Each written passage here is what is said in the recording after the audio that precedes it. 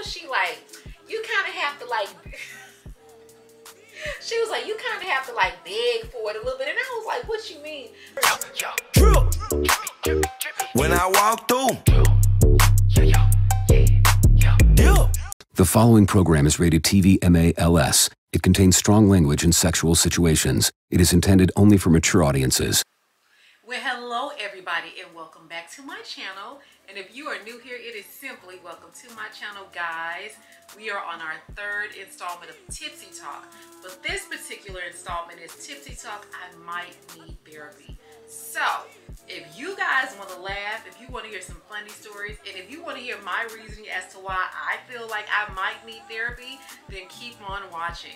Alright guys, so I want to show you what we're going to be drinking tonight before we get into this hilarious series. Guys, I stopped by HEB, my favorite grocery store, and I picked up this Daly's Bahama Mama frozen cocktail. So guys, we're gonna have this and we are actually gonna infuse it a little bit. We're gonna infuse it with the Arbor Mist mango strawberry, guys. So you know, we're gonna have a little double thing going on here tonight. So let me prepare the drink and then we're gonna grab the iPad and we're gonna get into this hilarious series. All right guys, so y'all already know the drill, baby. Once this iPad come out and once these drinks come out, you already know what time it is. So essentially guys, y'all know I started this series. It was supposed to be Tipsy Talk. I talk, you guys get tipsy, but this is the third installment. I have not been able to do this series without getting tipsy, baby. So tonight, I'm gonna be getting tipsy with you guys. So, girl, let's get into this first story, guys. I don't know why every time it's time for me to do this series, I get so nervous. But okay, so y'all, let me take a generous sip of my drink, and then we're gonna get into this first Tipsy Talk, I Might Need Therapy story. Oh Lord. Okay, so y'all, this first story is I might need therapy, guys. In this first story, I might need therapy because y'all, I dated this guy and we were in a relationship for a few years, and y'all, I stole his Viagra. Got him!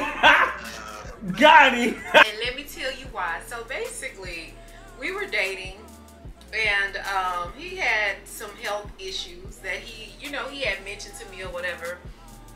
And you know, y'all, he had kind of made mention like, you know, ooh, if I had some Viagra, like basically if I had some Viagra, I would be unstoppable. But he never could reveal to me that his doctor had actually prescribed him this Viagra. We dated for a few years. And honestly, in the relationship, he was just like he had ways where he would be very generous, but he was selfish in some areas. And one of the areas where he was really, really selfish was in the bedroom, honey. Y'all, this dude was just very, very, very selfish. It was one of those situations, girl, like, you know, it would be going down and girl, y'all, my hands would be on him, his hands would be on him, but wouldn't nobody's hands be on me. And I guess, like, y'all, I'm putting this man's business all out in the street, but whatever. So he had, like, I guess, like, y'all, let me take a sip. Y'all, he had, like, I guess his, like, arousal sensation was in his nipples. So, y'all, we would be, like, you know, doing our thing or whatever. Girl, y'all, why would he be laying in the bed? Y'all, he would be laying in the bed like this. Let me lay down. He would be laying in the bed like this. And, y'all, he would literally be twisting on his nipples like it was like a doorknob, like this, girl. So he would literally be twisting like this. And anyway, girl, like, you know, time went on and I don't even know like why I stayed in the relationship, y'all. But anyway, I did. And so time went on or whatever. And I was actually getting ready to leave the country to go have surgery. And so basically, you know, I was kind of nervous because I had heard that overseas they don't really give you strong pain medicine. And so he was like, oh, I got some muscle relaxers you can take. And I was like, okay, well, where are they? Oh, well, they're in the clear shoebox under the bathroom sink, which is that's what he told me. So I went in there I found the muscle relaxers or whatever.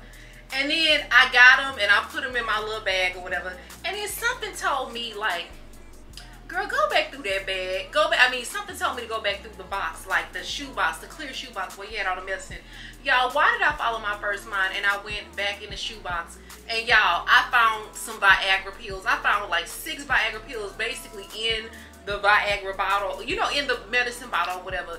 His name on it and everything, girl. So I opened it up, girl. Why was it like, it was only 3.5 in there. The doctor only prescribed him 6. So this fool had been taking the Viagra and cutting them in half or whatever. And so, y'all, we were kind of at that point in our relationship where we really was not intimate on a consistent basis. So, girl, I guess that night he thought he was going to try to use that Viagra on me. So, girl, y'all, he was in the bathroom. He was like, so I basically heard him like go in the bathroom and he started kind of digging through the pill boxes or whatever, but I ain't say nothing or whatever. And so it like his digging got so aggressive, y'all. He started digging through the box like this. Initially he was just digging through the box like this, and then it just got louder. It was like, and then girl, it got real loud. He was like,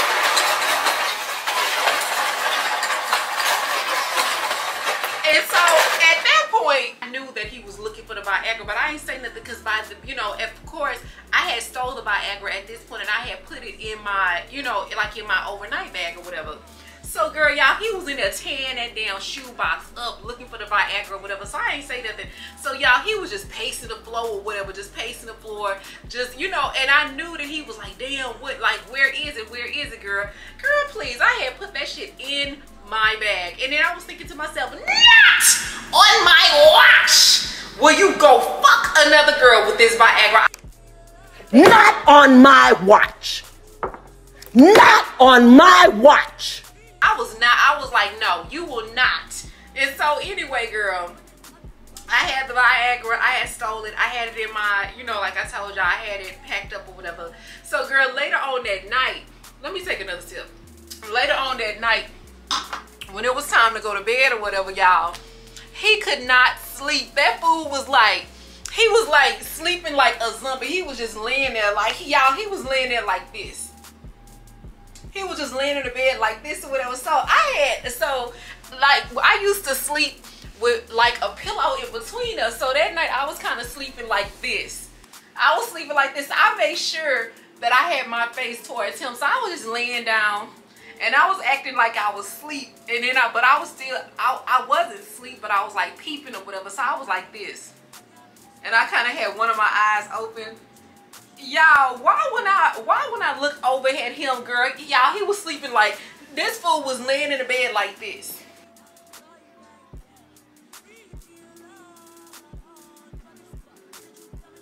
He never like asked me what happened to the Viagra. He never, because how you gonna ask me when you didn't even tell me you had it? How you gonna ask me what happened to the Viagra? So he never asked what happened to it or whatever.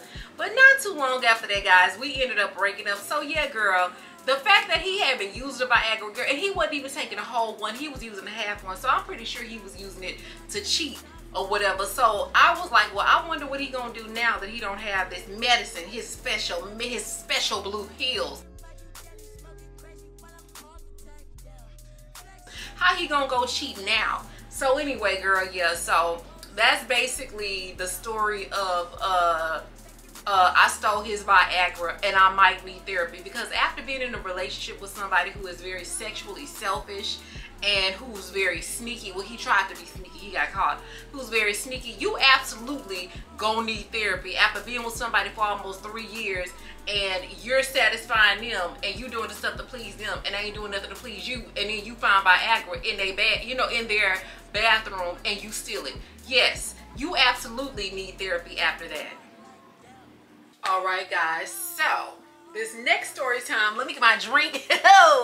Y'all, so this next story time is when I went out on a date with this guy who was so cheap. So long story short, I met this guy through my best friend. You know, his dad was like a preacher, and you know, so I'm thinking, okay, he's a nice guy, whatever. And so this was around the time I was still in college or whatever. So, you know, I was getting to know him or whatever. And so we went out on this date. Let me take a sip. So y'all, we went out on a date. And at the time, I'm telling my age now, girl, but at the time in Houston, we had this thing called the green sheet. And this was kind of like, you know, we really didn't have internet and stuff like that at this time or whatever. And so it's like if you wanted to know where something was, or you wanted a discount, you wanted a coupon, it wasn't no Instagram, it wasn't no internet, it wasn't anything. So we had what was called the green sheet. The green sheet had coupons and all kinds of stuff. But the green sheet was also very specific to the side of town that you lived on. So at the time, when he and I went on this date, we went out on a date to like, you know, to in a different part of town. So he had a green sheet with him already, but when he would look through the green sheet, it didn't have a coupon for this particular restaurant that he wanted to take me to. And so basically, y'all, this fool drove like 30 minutes throughout that particular side of town looking for a green sheet that had a coupon for this like Mexican restaurant. So he finally finds a coupon or whatever. It was basically buy one fajita plate, get one free. So we go in there. So he didn't even give me the choice to order what I wanted. The only choice that we was gonna have was buy one get one free for $18.99. That was it. And so anyway, he gets to the restaurant, so he orders the fajitas. And basically, I didn't have a choice. So either I was gonna eat the free fajitas or I wasn't. So anyway, I was pissed off because I'm like, how you gonna invite me on a date and I don't have a choice as to what I'm gonna eat? I just have to eat whatever you know, the fajitas, because that's all you have enough money for. So y'all, this fool sat there and ate the fajitas up. I'm talking about he ate every single bit. I didn't eat anything. So then he was like, ooh, that was good. You ready for another one? How am I ready for another one? I didn't eat any of the first one. So anyway, he basically ate 2 big platters of fajitas and paid the $18.99. Didn't ask me if I wanted anything outside of that. So y'all, that was like the cheapest date ever. So yeah, super cheap date. Y'all, this story is so, y'all, I didn't see, this is why I might need therapy. So guys, and most of this stuff is going to be kind of about my dating life. So I met this guy, nice guy. He was a little bit younger than me, maybe like 4 years younger than me. This was over 10 years ago. This was also before I had weight loss surgery. And so basically, I met a guy. I was like, okay, he's cool or whatever. We started dating. And then I just kind of started seeing things like, I don't know, me and this guy, we might not be compatible. So girl, I kind of just ended up like kind of talking to him like, hey, you know, I think you're a cool guy. You know, of course, I just don't think we have enough in common. I just don't think that this is gonna work out. Y'all, why did this dude, like, I guess he was just trying to like save the relationship or whatever. And again, this was before I had weight loss surgery or whatever, and I was a little bit older than him. He was like basically trying to convince me like we should be together. And then one thing he gonna tell me, talking about, you know, I just don't want us to not talk anymore. You remind me of my mama. He basically told me that I reminded him of his mama because I was big and I was old. And I said, what? He was basically like, I really like you. You remind me of my mama because you big and you old. And girl, y'all, and that just took me out. I was just like, oh my God. So again, if somebody tell you that you remind them of their mama because you big and you old, I'm going to go ahead and say, run. Run for the damn hills. Just run. Run. So yeah, girl. So that was one of them that was again another reason why I absolutely, positively might need therapy. I might need to call Ayamala Van Zandt. This next one right here. So y'all, I dated this dude. And then again, all of this stuff is about my dating life. I dated this guy. And y'all, this dude, he was just like, I just felt like he had a diabetic destination. And why I say he had a diabetic destination is because, girl, this fool, like when he would wake up in the morning, he wasn't like normal people. Like, normal people that wake up in the morning, they take vitamins and they drink water. That's typically the first thing that at least a lot of people that I know, including myself, one of the first things that I do when I wake up in the morning, I drink water, and then I take my vitamins or whatever, and then I'll wait a few hours, and then I'll eat something. Well, not him. This fool, the minute he would wake up in the morning, y'all, why would he drink like a Coke? Like, that was the first thing. He didn't drink water, he would drink Coke. And then the first thing he would do after he drank Coke is eat a Snickers. So he would drink a Coke as soon as he woke up and then eat a Snickers bar. And then he was always complaining, talking about how, you know, women always left him and all of this kind of stuff. And I'm like, dude, because you about to have your toes and your goddamn thumbs amputated in a minute, and don't nobody want to be pushing your mean ass around in no fucking wheelchair, because you finna be an amputee in a minute if you keep eating this. And the doctor, I'm pretty sure the doctor was like, look, you about to be diabetic. But y'all, this fool just kept like making all these bad food decisions or whatever. And so it was just like, that was just a huge turn off for me, y'all. That was a huge turn off. And it's like, you know, all the bum shames out there, all the men that watch this channel, y'all, you know, y'all be judging women off of certain stuff, but as women, we judge y'all too. We definitely, after we get to a certain age, we're like, I don't want to be with this dude because he has terrible eating habits. I don't want to be with a dude who all they eat is junk food and all that. You know, like, we judge y'all off of that. So y'all, this fool had high blood pressure, diabetes, or he was on his way to the diabetic academy or whatever. And so, you know, I just remember like when, like after a while we met, and again, this is another dude who just did not know how to profess his love, y'all. So one day we was talking and stuff, and he was like, you know, I had prayed and I had asked God to like send me somebody, you know, and I asked God, like, God, what kind of woman do I need?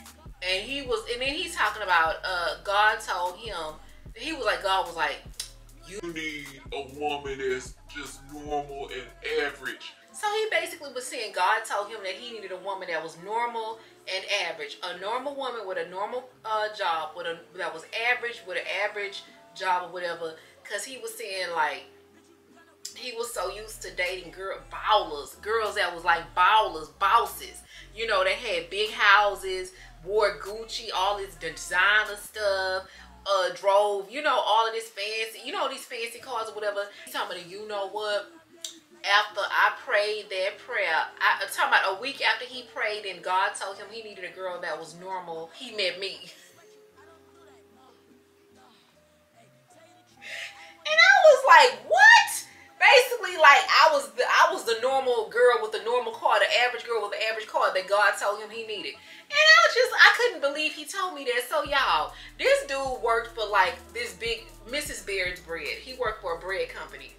And so his car he had like a car, and he had like I think it was a Mercedes. But y'all, the Mercedes car was just ran down. It looked good from the outside, but when you got in there, y'all know how them Rolls Royce trucks be, and they be the cars be, and they be having all them diamonds and stuff. I mean, all of the, like the stars and stuff in the ceiling. His Mercedes was like that, and it was like all of this reflective stuff. But girl, in the daytime, it wasn't like no stars or nothing. Girl, it was like them thumbtacks, silver thumbtacks, basically, that he had used to like basically thumbtack the upholstery up in the ceiling of the car or whatever, in the roof of the car or whatever. So it wasn't, you know what I'm saying? So the car was just ran down. So finally the car broke on him. And y'all, this dude, he used to love going to this club. Y'all, it's this club here in Houston. It's called Carrington's. And Carrington's is kind of like, you know, where a lot of people go hang out and stuff. Y'all, why was this fool, after his car broke down, why was this fool driving that Mrs. Baird's bread truck? Y'all, why was he driving the bread truck to the club? But what he was doing was getting there kind of early so he could like park the truck kind of far away from everything, and he could just go in the club, and then he would leave like before 2 o'clock, before the club let out, and go get in that bread truck and drive it home. Anyway, ultimately we ended up, oh, and another thing, before I tell y'all, we of course we did end up breaking up. But y'all, after he told me, God told him he needed somebody that was average and that was normal, and he met me a week later, he gonna sit up and try to ask me to use my car. No, sir, you don't need to use my car. You need to use the car of a normal, average woman. You need to go back out and get those above average, high achieving, highfalutin, Gucci wearing, a nice house having, big truck driving, boss chicks that you was dating. You don't need to drive my little average car. So anyway, girl, needless to say, we ultimately broke up. Glory be to God. And that was pretty much that. So yes, I absolutely, positively would need therapy. After dating a dude that he said God told him he needed an average chick, and a week later he met me. Yes, I do need therapy. So y'all, this story is, I'm gonna always tell, you know, the truth. This next story I am absolutely not proud of. So guys, this next story, I met this guy when I was in college. When I was in college, I used to work with my best friend and her godfather, or her goddad, her godfather. He owned a tire shop. And so he owned a tire shop, and on the weekends we would come down from college and we would go work at the tire shop. So I ended up meeting this guy, and we're gonna just call him Christian J. Christian. Y'all, his first name was the same as his last name. So his mama named him Christian J. Christian. And guys, this guy was so nice. He was from Arizona, and he came from a very like well-to-do family or whatever. And y'all, he was just nice. Like, y'all, this guy would just give me the world. And baby, when I tell y'all, I ran him through the mud. Y'all, I just dogged this dude out so bad. I dogged him out so bad.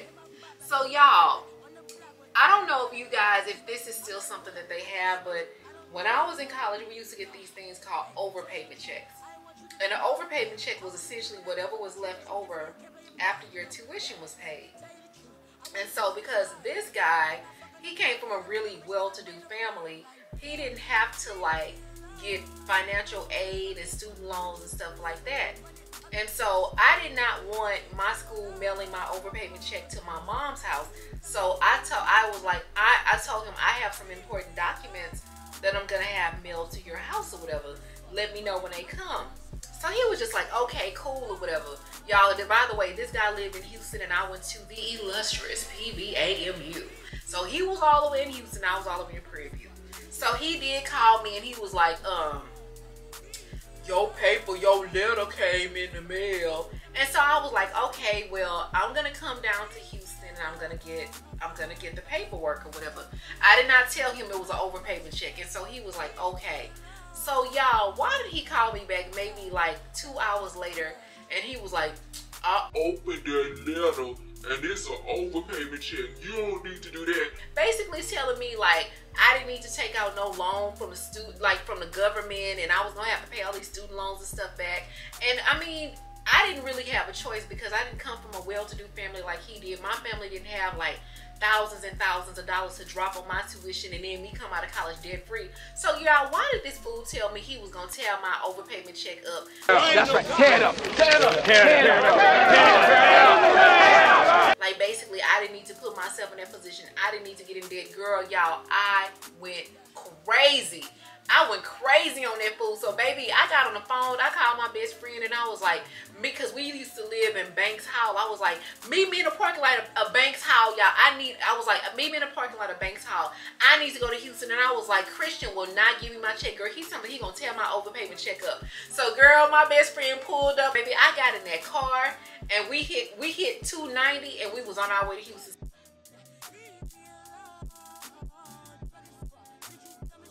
So when we got to his house, he was not home. Y'all, I broke in this dude's house, baby. I jumped the gate. The patio of his apartment. And I broke in through the patio door. And I tore that damn house up looking for my overpayment check. So I basically found out, y'all, why did this boy come home and catch us in his house? So when he caught us in his house, like, y'all, he was like such a nice guy, but he was very gullible and he was very easily manipulated. So when he caught us, he was like, what y'all doing in my house? And then I was like, it's your fault. Like, I basically just manipulated the hell. I went off. I was like, it's your fault I broke in. You should have never told me you wasn't going to give me my paperwork. Girl, I just basically was going crazy on him. So long story short, he ended up just kind of like backing down like, I'm sorry. Oh, I'm sorry. Any of y'all, why did he tell me talking about, well, if you ever come, gave me a key to his apartment and was like, well, if you ever come down from school, you know, and you need some money, I keep money in the right hand side of the drawer. I was like, oh my God. So girl, anyway, it was just like, he ended up like moving to Atlanta, and before he moved to Atlanta, y'all, he had gave me like all of his furniture, and like he was just such a nice guy. But anyway, y'all, I dogged that dude out so bad. And let me tell y'all this, to all my little young bombshells out there that's dogging these dudes out, don't do it. Because guys, I had karma probably for about 15 years after dating this dude. Like, I never met another guy as nice as him. I had never met another guy as genuine as him. And it was just like, even to this day, I still have never met a guy like him before. And it was just like, girl, I had years and years and years of just bad luck after messing over this dude. So girl, just be careful who you mess over. So y'all, that is my I might need therapy, karma is real story. So yeah, let's move on to the next one. All right, this one right here, y'all. So this story happened, I think I probably was in maybe the 11th grade. I was in high school. So y'all, this is a story about when my friends tried to pimp me out. So we used to live on this street like in Houston, and it was kind of like a hot street for all types of, you know, just all types of shenanigans and debauchery, honey. So one day, me and my friends had walked to the convenience store. And then we walked to the convenience store, we got whatever we was gonna get, and we was walking back. So we was walking back, and this one dude, he pulled up on us or whatever, you know, decent looking dude, and he was like, oh, damn. He was talking to me, he was like, damn, you fine. Basically like, you so fine, you look good and all of this kind of stuff. And then this fool was like, I'll pay you $500 if you let me touch your booty. Because y'all, I always had a big butt. No matter what size I was. Even when I was small in high school, I had this huge booty. And he was like, I'll pay you $500 to let me touch your butt. So I was just kind of like, I was about to say no. So y'all, one of my friends, she was like, hell yeah, hell yeah. Hell yeah.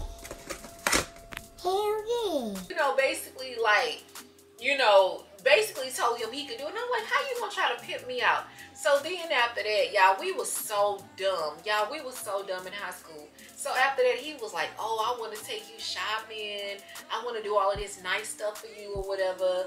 And so, of course, we was dumb, and I was dumb, and I was like, okay, or whatever. So he was like, y'all want to go, you know, y'all want to go shopping? We was like, yeah.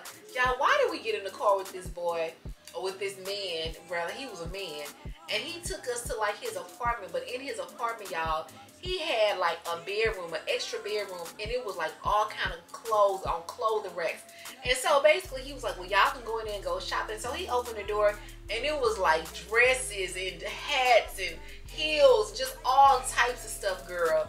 And so basically we went in there, we was trying on all of those clothes. Girl, I'm like putting all my stuff to the side, what I'm gonna get.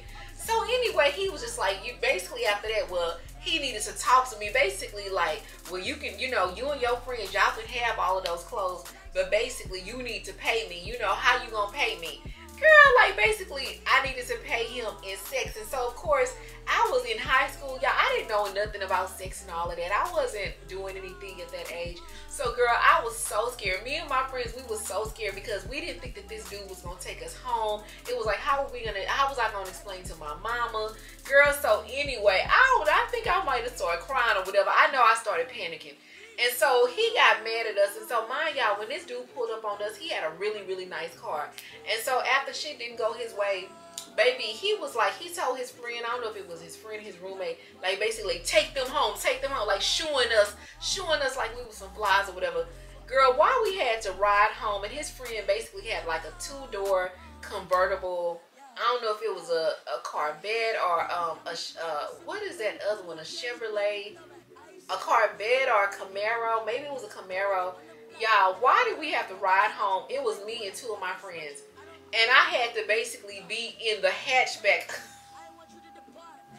Y'all, I was in the hatchback of the car. And so, girl, it was just sad. It was just like So, girl, just dumb, just young and just dumb. And I'm still traumatized to this day. And I don't ever want to ride in a Camaro or a Corvette again to this day. So, yes, this is definitely a story of why I just might need therapy. Okay, y'all, this is the one right here. I had this friend, this girl, she was a friend of mine. And so I had ran into this guy. And me and the guy, you know, we had went on one date, but I really, really liked this guy. But he worked offshore. And so he really wasn't in Houston that often or whatever. And so we did go on one date, but then that was kind of pretty much it. He had left me, he had gone back offshore or whatever. And then he came back to Houston and he called me or whatever. And I was excited or whatever. So he wanted to go out on a date. And so I was telling her, before the date, I was just telling her about it and stuff. And then she was just kind of like, well, you know, if you go on a date with him, you need to be sexy. You need to be seductive. You know, you need to be talking, you know, just girl, just basically telling me like I needed to be talking all sensual and sexual or whatever. And so she was kind of, again, she was just saying like I was too cynical and I needed to have more feminine energy and all of this kind of stuff. And so I didn't really, you know, guys, I'm not good at flirting. Like, I'm a Capricorn, baby. We don't flirt. Like, the way I flirt with you, I just be like, shut your dumb ass up. Like, that's how I flirt. You know, I don't know how to flirt. To me, that's flirting. So anyway, she was just like, you can't talk like that. You need to be all sexy and seductive. And so she was basically telling me like, I needed to, like when he called me, I needed to sound sexy and I needed to sound seductive. And she was like, and then basically, like it's a certain way, like if you want to have sex with a dude, if you want to sleep with a dude, it's a certain way that you have to like kind of put it out there. You can't be, so basically you can be direct but not too direct. So I was like, what you mean, y'all? Why was she like, you kind of have to like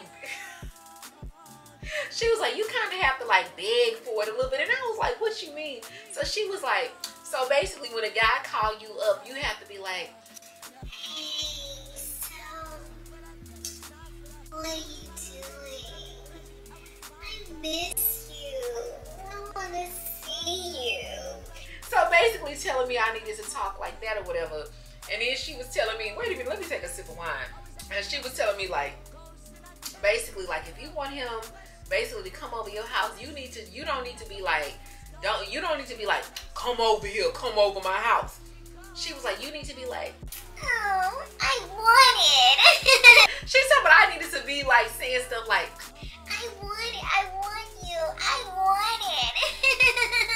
Basically telling me like I needed to like giggle and say all this flirtatious stuff. And then so then she started telling me like, you know, you need to walk like all sexy and like just girl, like all of this stuff or whatever. So she was basically like, when you see him, you need to be walking seductive. And so anyway, I was like, okay, so y'all, my dumb ass took all of her advice. So I was at home like, you know, like, let me show y'all. I was practicing and stuff, how I was gonna be walking or whatever, girl. Let me show y'all or whatever. So I was like, okay, let me get my walk together or whatever. So I was like, okay, when I see him, I was like, I'm gonna be walking like this. Look, y'all, I was like, I'm gonna be walking like this or whatever. So girl, I was just like walking and, you know, practicing my walking stuff. And then I was like, you know, I guess when I see him, I'm gonna be, you know, I'm gonna be standing, you know, like, you know, standing a certain way or whatever. She's like, yeah. So I was practicing this stuff. So girl, anyway, so the day finally came where we had our date and stuff or whatever. So when I seen him, you know, I had wore this dress and stuff, you know, I thought I was looking cute. And so I had my little walk and all of this kind of stuff. Y'all, why did this dude ask me if I had a hip replacement? This dude literally was like asking because I was walking. I guess I thought I was walking sexy. And he was like, did you have a hip replacement or something? Y'all, I was so embarrassed. And it was just like the fact that I took advice from this girl. And y'all, I'm just gonna say this and I'm gonna leave it alone. Y'all, bombshells, don't ever take advice from a girl who have a full-grown beard. Any woman that got a full-grown beard, please don't take advice from her. And by the way, that was the last date that me and this dude went out on. Y'all, this is the last story, and this is gonna close out. I might need therapy. So baby, let me tell y'all something. I absolutely love, okay. So guys, I used to work for AT&T, and when I worked for AT&T, we worked in a very highfalutin part of Houston, a very established, well-to-do, elite part of Houston was the AT&T location that I worked in.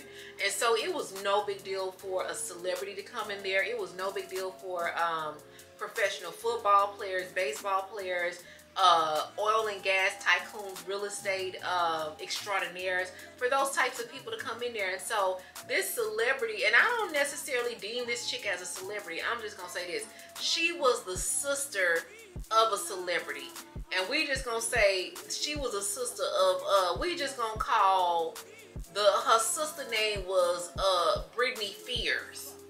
So she was a sister of Britney Spears, and her name was Jamie Lee Spears. Okay, so I basically had ended up assisting Jamie Lee Spears. Okay, and so when she came into the store, the protocol when you come into the AT&T store is essentially you give us your driver's license, and that way we can identify you, and then we can access your account.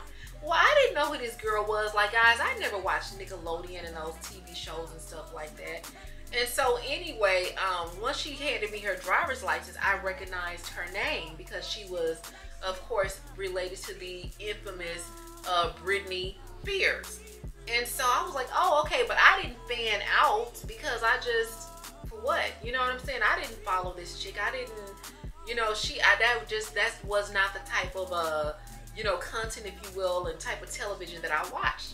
So anyway, I confirmed who she was. I handed her her driver's license back, and guys, she was like, I guess, with her husband, and her husband was also her manager. And so I'm talking to her, asking her, you know, oh, well, how can I help you today? So every time I ask her, how can I help you today, she looks at him. So I'm like, well, how can I help you today? She goes, so then he, of course, answers the question. And so I'm like, I'm not really thinking anything about it or whatever. So I think maybe after the second time when I asked her a question, maybe after the second time, I'm sorry guys, I got distracted. Maybe after the second time I asked her a question, and she was like, I was like, how can I, you know, basically whatever it was I was asking her, she looks at him. And so I said, oh, okay, this is the kind of game we playing. This is what we doing tonight. This is what we doing today. So I ended up helping her husband with her account because she refused to talk to me. She didn't want to talk to a peasant such as myself. And so I was like, oh, okay, I'm gonna fix her. So what I ended up doing is just directly working with him. And so I stopped talking to her completely. And so me and him just kind of started walking around the store looking at phones because that's pretty much what she came in there for. She wanted a phone. So girl, me and him started getting along and stuff. It literally felt like I was on a date with this girl's husband and she was just kind of there. So girl, me and him was walking around the store. We was laughing and stuff. And he was like, oh my God, you're so cool. Yeah, like you're a blast. And so then after he, you know, I was making him laugh and just saying funny stuff or whatever, and he was liking my personality. Then she gonna try to jump in like, yeah, that was really funny. girl, please. I was like, bitch, please, I'm not gonna talk to you. And so then y'all, once she figured out like, oh, okay, well, she is kind of funny, she's kind of cool.